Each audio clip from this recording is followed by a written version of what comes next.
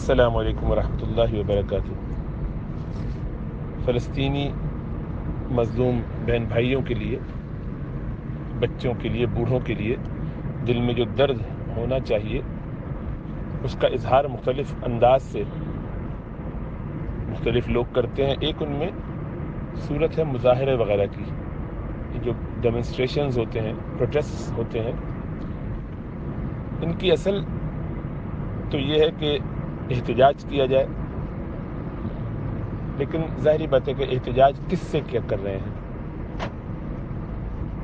اپنے غم و غصے کا اظہار کس سے کر رہے ہیں؟ ایسوں سے کہ جن کو معلوم نہیں ہے یا جن کو معلوم ہے، جو جبرن یہ کر کے ایک عارضی سی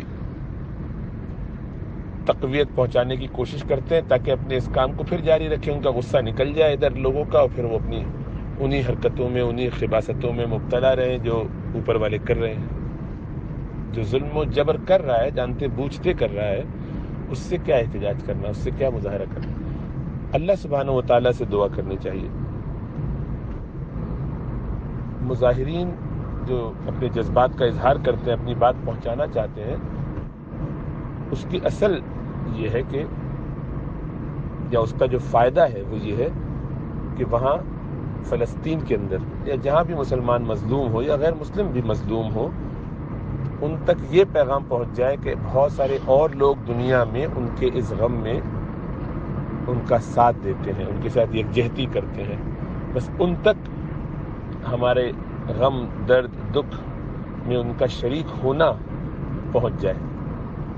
اس طرح کے بڑے ڈیمونسٹریشنز جو ہوتے ہیں، اس کی خبریں جاتی ہیں تو ادھر ادھر سے کہیں خبر پہنچ جائے تو ادھر جو مظلوم لوگ ہیں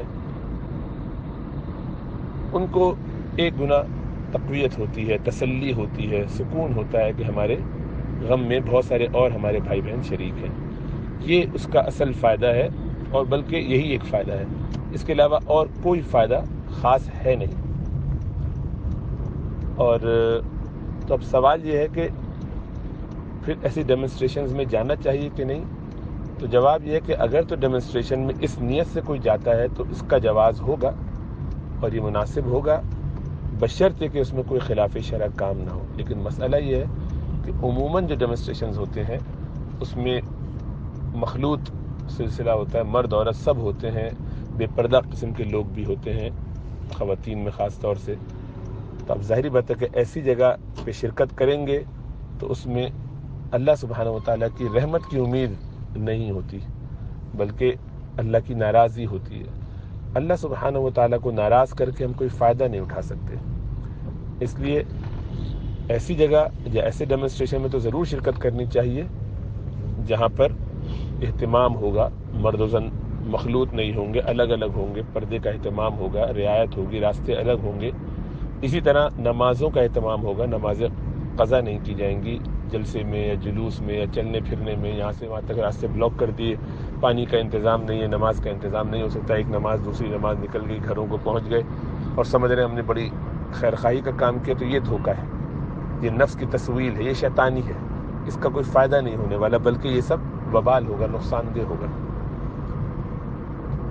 اسی طریقے سے اپنی پھر وہاں پہ پکچر بنا رہے ہیں، سیلفیز کر رہے ہیں، پکچر کھینچ کھینچ کے بتا رہے ہیں دنیا جہاں کو، تو ظاہری بات ہے کہ یہ سارے کام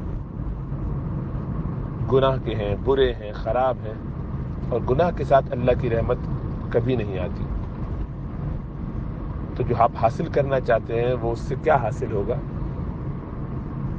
اس لیے ایسے کاموں سے بچنا چاہیے۔ جیسا عرض کیا کہ اس کا ایک فائدہ ہے، اور وہ فائدہ اگر حاصل ہو سکتا ہو بغیر اللہ کو ناراض کیے ہوئے، شریعت کے دائرے میں رہتے ہوئے، تو انشاءاللہ تعالی اس میں شرکت کی گنجائش ہے، ورنہ بچنا چاہیے۔ اللہ ہمیں دینی مزاج سمجھنے کی توفیق عطا فرمائے، شریعت کی پابندی کی توفیق عطا فرمائے۔